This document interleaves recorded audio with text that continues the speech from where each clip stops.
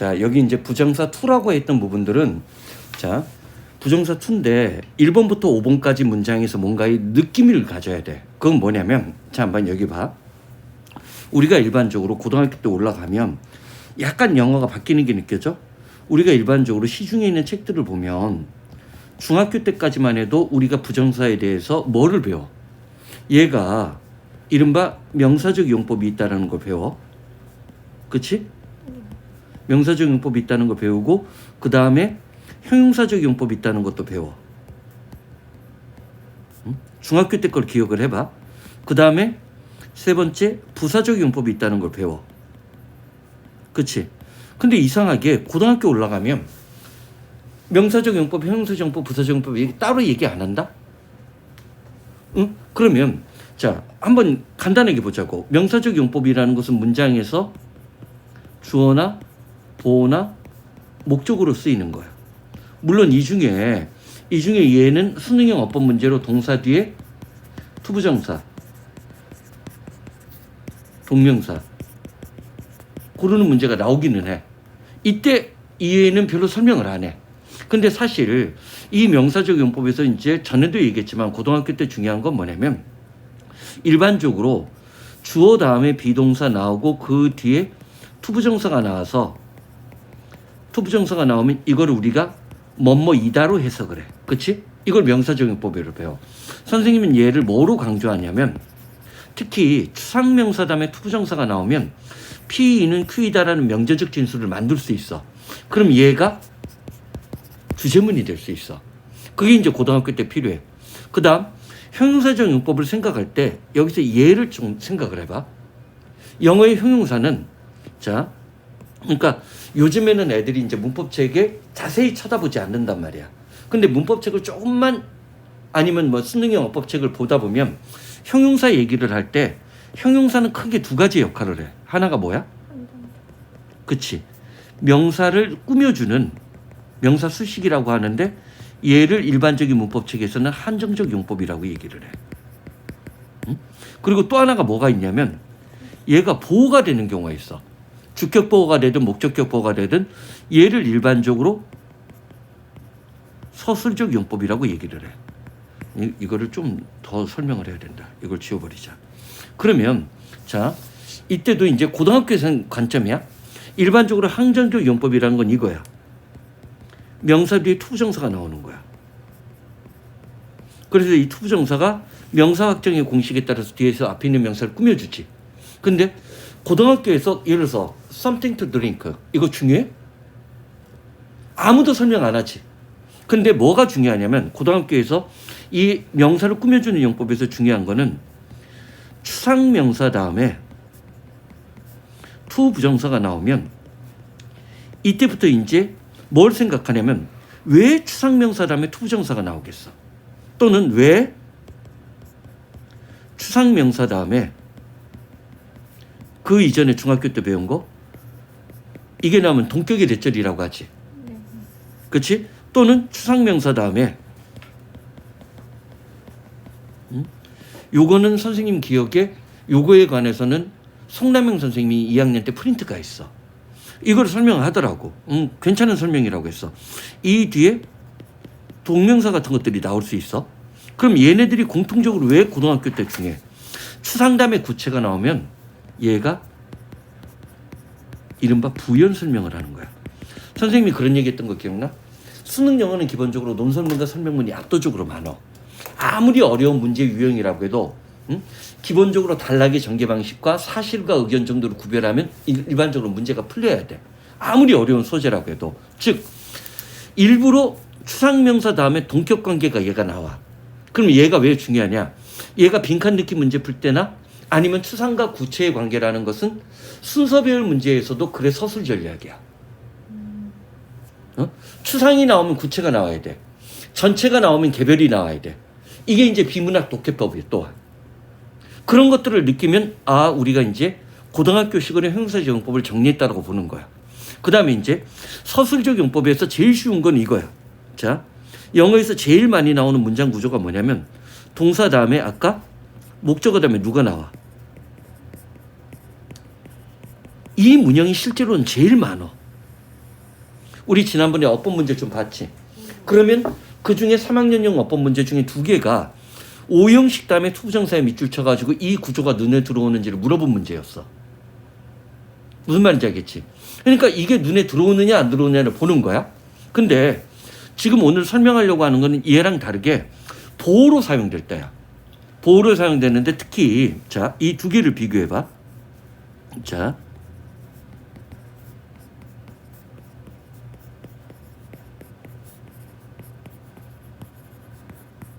얘가 있고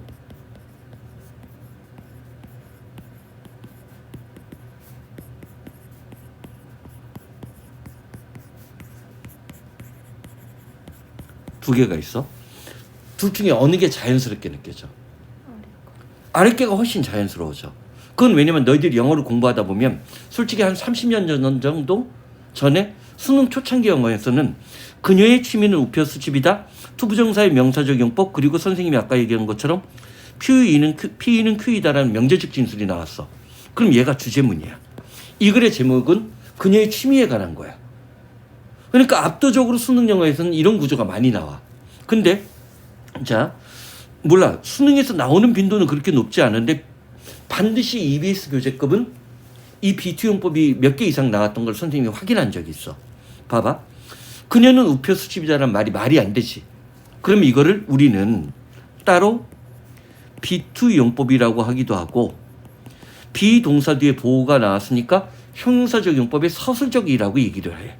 그럼 얘는 자, 이 B2가 나왔을 때 선생님이 만들어냈던 거 선생님이 그때 공부법을 얘기해 줄게.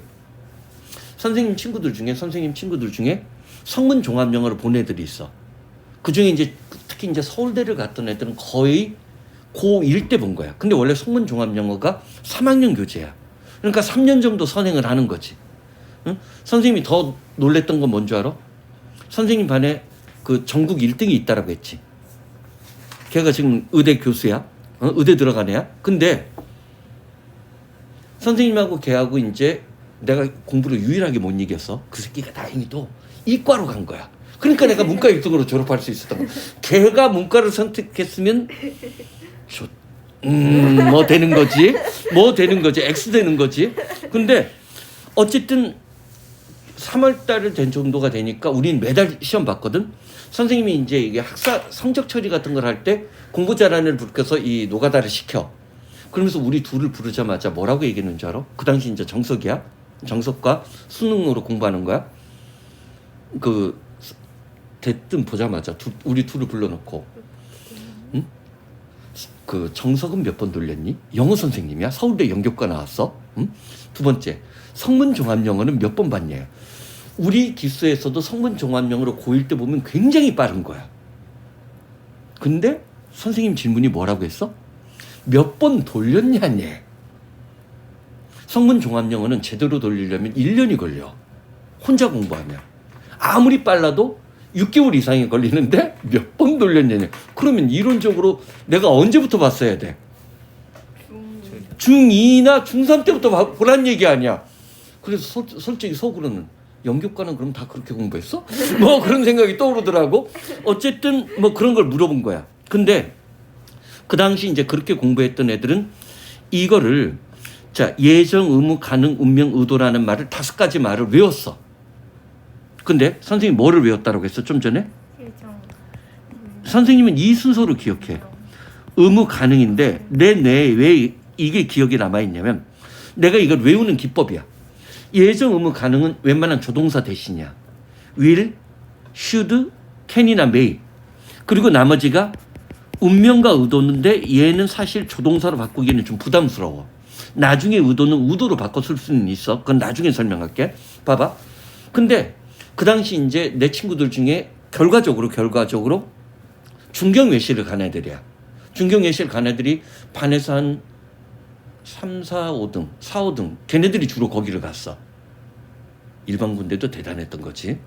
근데 그 친구들은 거의 다 맨투맨을 봐. 근데 맨투맨은 뭐가 설명이 되어 있냐면 예정, 의무, 가능을 설명하면서 자, 가능의 경우에는 주로 수동태 부정사, 운명의 경우에는 부정어가 있는 경우, 의도인 경우에는 조건의 부사절. 이런 공식까지 다 외운 거야. 근데 재밌는 건 뭐냐면 정작 얘네 선생님이 예책을 보고 깜짝 놀란 거야. 이런 설명이 다 있는 거야. 근데 우리는 해석하다 보니까 이게 구별이 돼. 선생님이 예전에 이런 얘기했던 거 기억나지?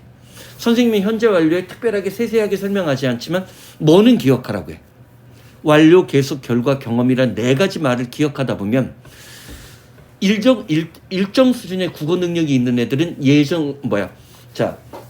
현재 완료 구문이 나와도 얘가 완료인지 계속인지 결과인지 경험인지를 구별하면서 해석해. 그러니까 우리는 그런 훈련이 된 거야. 그리고 난 뒤에 내가 우연찮게 아마 그 맨투맨 책을 본 거야. 그랬더니 이런 설명이 있더라고. 그 다음부터는 내가 딱 이게 기억이 나. 그러니까 공부법에는 두 가지가 있는 것 같아. 그걸 항상 고민해. 내가 너희들에게 이번에 이제 선택 과목 할 때 솔직히 숫전략을 먼저 얘기한 거야. 처음부터 끝까지 무조건 먼저 가라는 거야. 그러다 보면 나중에 그 안에 있는 생태계의 특징들이 눈에 들어온다는 거야. 그러니까 성문 시리즈를 공부했던 사람들은 큰 숲을 먼저 그려.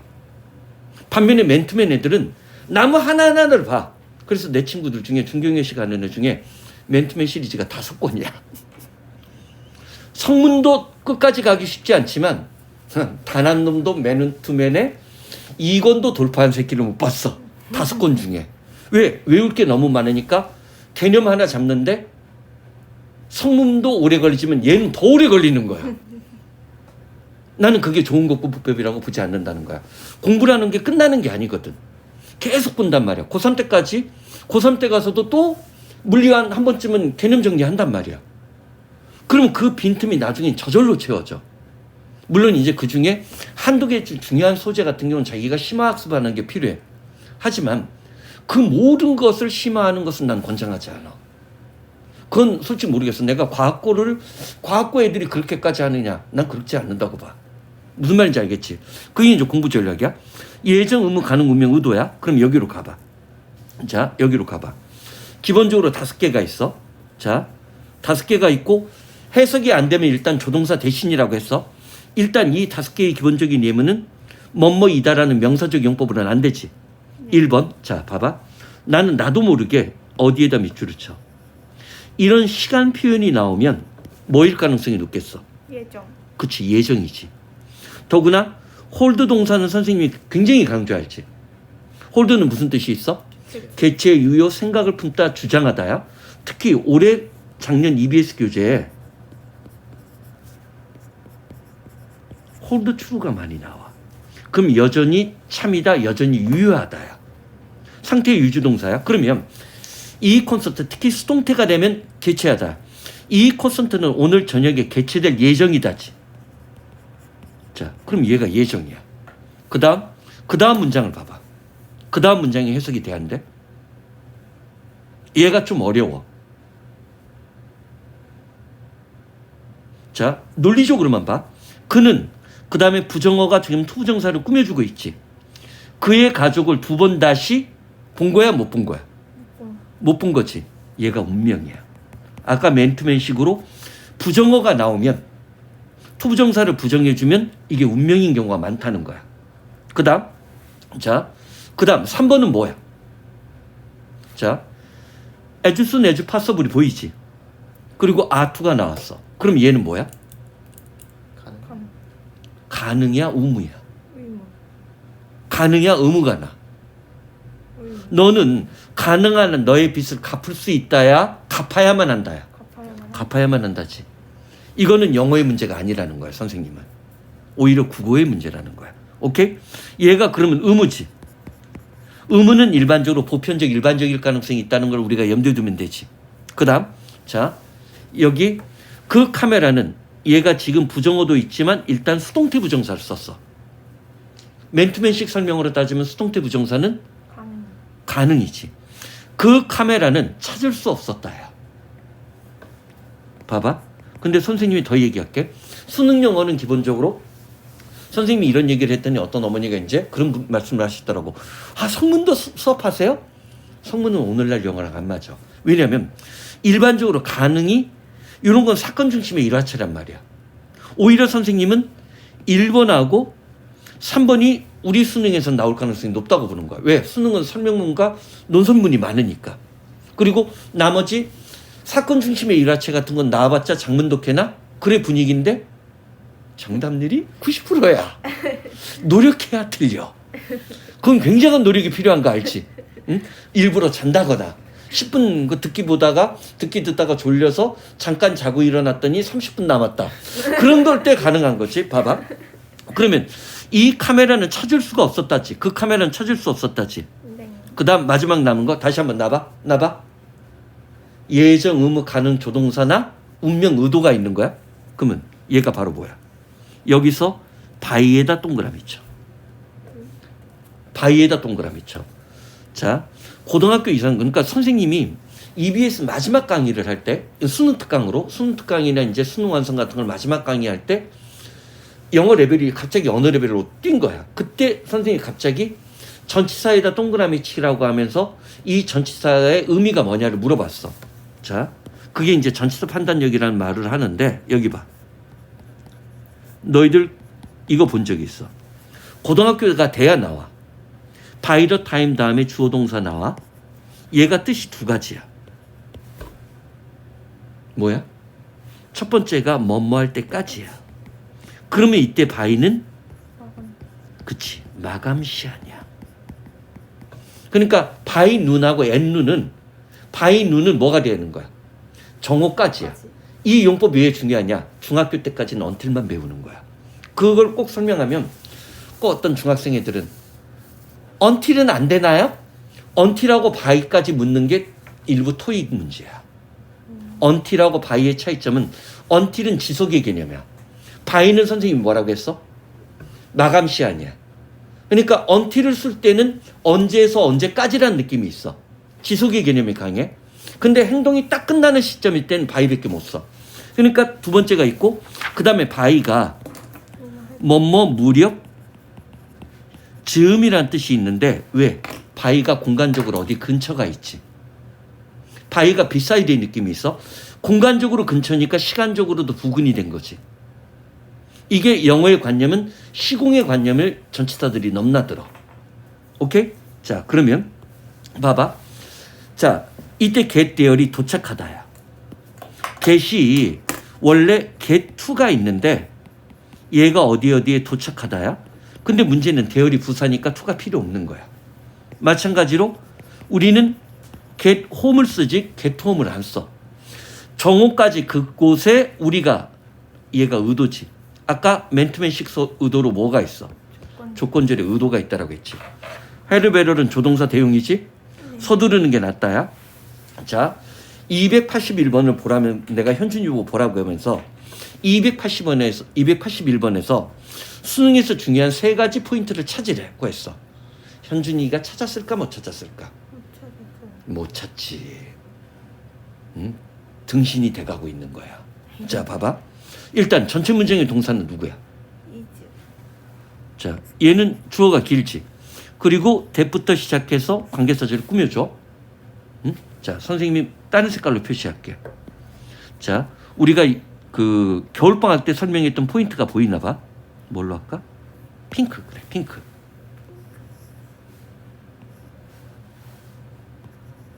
이게 수능의 출제 원리야. any, does, value. 이게 수능의 출제 원리에서 중요한 단어들이야. 자, 일단 자, 선생님이 빈칸 넣기 문제에서 이거 두려워한다라고 얘기했던 거 기억나?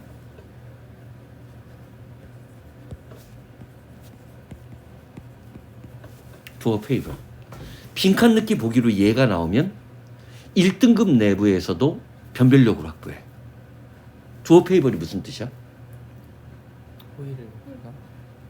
응? 자, 이때 봐봐. 선생님이 이거 설명해 줬던 거 기억나?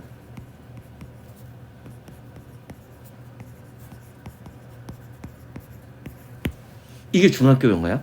근데 백발백중이나 그런 책에 꼭 얘가 이제는 적혀 있더라고.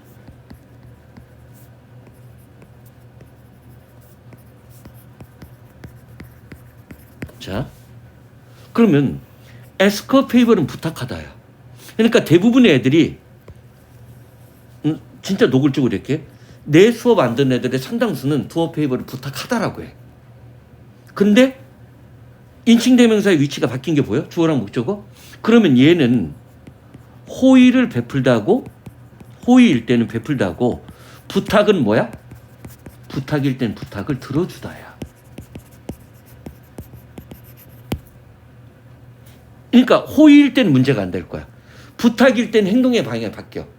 이게 바로 뭐냐면, 자, 사형식 동사에서, 이거는 이제 공무원 시험에서는 얘가 이걸 선생들이 다 설명해. 간접 목적어 다음에 직접 목적어로 뭐가 나오면 내가 뭘 적나 봐. 내가 적고 있는 단어들의 공통점을 느껴.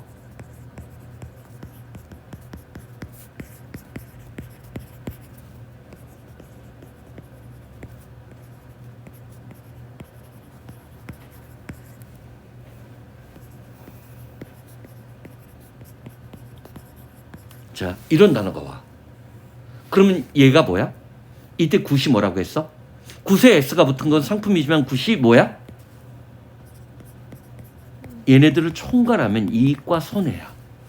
그 이익, 혜택, 호의, 장점이지, 이점이지.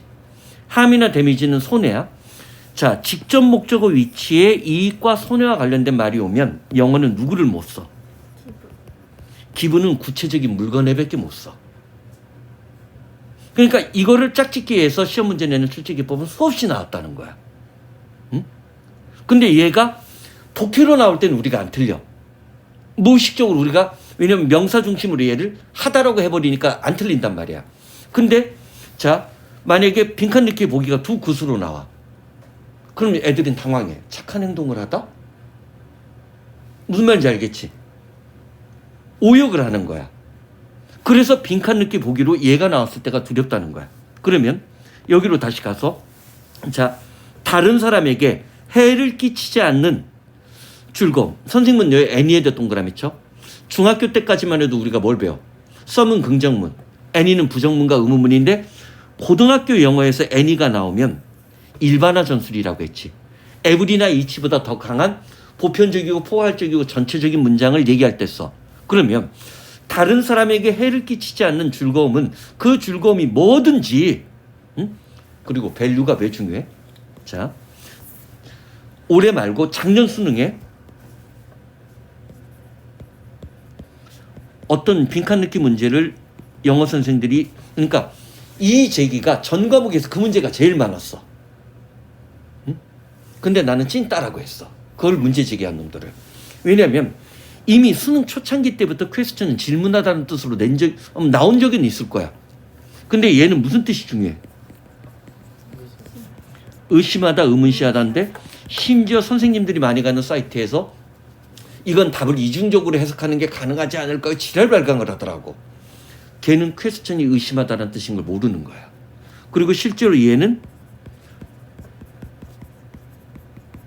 퀘스천형이 따로 나오면 이게 호기심 많으냐.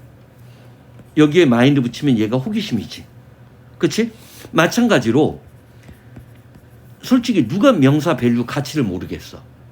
응? 근데 자, 여기서 이제 우리가 조심할 단어가 있어. 첫 번째, 동사로 밸류. 그 다음에 밸류어블이 형용사로는 무슨 뜻이야? 귀중하냐? 그럼 명사일 때는 뭘까? 듣기에서 밸류어블이 나와. 명사일 때 밸류가 뭐야? 얘가 귀중품이야. 응? 그 다음, 자, 첫 번째가 얘지? invaluable. 얘가 뭐야?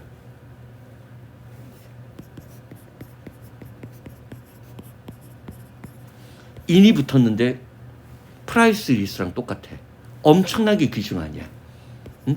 대부분 애들에게 밸류를 물어보면 이 뜻을 얘기해. 이밸류에이트는 뭐야? 가치가 있는지 없는지를 따지는 평가하다야. 밸류는 그치, 중시하다, 귀중히 여기다야. 그러면 자, 여기서는 봐, 약간 의역을 해야 돼. 다른 사람에게 해를 끼치지 않는 그런 종류의 즐거움이라면, 자, 밸류, 존중되어져야 된다, 중시되어지고 귀중하게 받아들여져야 된다. 그럼 이때 B2는 뭐야? 의무지. 선생님이 얘기했지. 수능에서는 의무나 예정이 나올 가능성이 높다는 거야. 왜? 수능은 주장과 예시의 전술을 써야 되니까. 오케이? 그러면 이 한 문장만 갖고도 됐지? 그 다음. 자, 282번. 282번은 선생님은 사실 이거 고칠까 말까 고민했던 예문 중에 하나야. 봐봐. If we are to escape란 단어가 보이지? 선생님은 escape란 단어를 잡을 때도 자, escape는 중요 단어야. 그리고 잘 가봐. escape하고 avoid가 같이 나왔다? 자, 선생님이 너희들한테 이 단어 어떻게 잡으라고 했어? 3학년 수준까지를 대비해서. 자, escape가 있으면 동의어로 avoid를 쓰라고 했어. 그리고 얘랑 똑같은 게 또 누가 있어? avert가 있어. VER이 등을 돌리다야. 응? 그러니까 avoid, avert가 다 피하다, 회피하다야. 근데 E로 시작하는 게 또 있어. evade, 얘는 이게 단어 외우는 공식이야. 응? 자, 누가 가르쳐 준 게 아닌데 요걸 요렇게 유사하게 단어를 설명하는 선생님이 누가 있었냐면 내가 유일하게 학원 강사 출신으로 존경한다는 김용로 선생이야. 김용로 선생은 영어 책을 많이 쓴 사람이야. 그러니까 서울대 영문과를 졸업했고 심지어 브리테니카 백과사전에 영어 그 한국 관련 기사를 이분이 영작을 했어. 서울대 교수 영문과가 아니라. 근데 교수가 아니야. 그냥 학원 강사 출신이야. 그런 분이 있어. 어쨌든 얘가 그 선생님이 이런 식의 설명 방식을 좋아해. 그러면 철자의 유사성과 같게 어려운 레벨. 얘는 고3들도 못 외우는 단어거든. 그러니까 지금부터는 선생님이 얘기하자면 3학년 수준이 나온다고. 그럼 어휘도 3학년 수준으로 나와. 이런 식의 학습법을 꼭 기억을 해둬야 된다는 거야. 얘네들이 피하다 회피하다. 운 좋게 자 unimaginable catastrophe. 카타스트로피는 대재앙, 재난이지. 상상할 수 없는 대재앙을 이때 아투는 뭐겠어? 조건절에서 나왔으니까 자 다시 한번 예정, 의무, 가능, 운명, 의도 중에서 의도겠지. 응? 자 솔직히 그 5개 못 외워도 돼. 나중에 내가 알아서 처리해. 그러니까 내가 너희들에게 5가지를 물어보면 기억 못하는 애들이 선생님 뛰어난 제자들 중에서도 거의 태반이야. 그러니까 현준이는 한 10번을 듣고도 이 5개를 못 외웠을 거야. 그럼 걔가 해석 못하느냐? 해석은 해. 대충 그러니까 문맥상 예정, 의무, 가능, 운명, 의도처럼 강사들처럼 말은 못해도 오역하는 적은 없었다라는 거야. 응? 자 봐봐. 그러면 상상할 수 없는 재앙을 피하기 위해서 그러면 오늘날 왜 내가 이 예문을 바꾼 이유가 있느냐? 오늘날 상상할 수 없는 대재앙하면 제일 먼저 뭐가 떠올라야 돼? 지구온난화야. 이건 좀 옛날 글이거든. 봐. 근데 이거를 이 옛날 30년 전에 유행했던 이 예문을 다시금 부활시킨 러시아의 위대한 지도자가 있는 거야. 대단한 사람이야. 이 예문을 그러니까 437을 존중하고 있는 거야. 응? 크렘린 군행에서 이 예문을 살리라고 한 것 같아. 자, 봐봐. 우리가 만약 김정은도 조만간 이 반열에 오를 수도 있어. 상상할 수 없는 대재앙을 피하고자 한다면 우리는 반드시 방법을 찾아야 돼. 아니나 다를까 이스케이프 다음에 곧장 어보이드가 나오지. 모든 전쟁을 피할 수 있는 방법을 찾아야 돼. 이제는 이런 것도 한번 판단해봐. 이 웨덜은 접속사지. 웨덜은 접속사인데 명사절을 이끌 수도 있고 양보의 부사절을 만들 수도 있어. 얘는 지금 명사절이야, 양보의 부사절이야. 논리적으로 주어 동사 목적어가 끝나버렸잖아. 그럼 무조건 양보의 부사절이야. 그치? 자, 그 전쟁이 큰 전쟁이든 작은 전쟁이든 상관없이 또는 의도적으로 핵전쟁이든 의도치 않게 핵전쟁을 일으킨 것이든 상관없이 전쟁을 피하자란 얘기지. 오케이? 자, 여기서 이제 잠깐 한 템포 지나갈 텐데 봐. 그 다음 4개가 해석이 잠깐만. 그 다음 3개치. 자, 그 다음 3개가 한번 해석되는지 봐. 구문독해의 관점뿐만 아니라 수능 문제 풀이의 관점에서조차도. 잠깐만 여기서 한 템포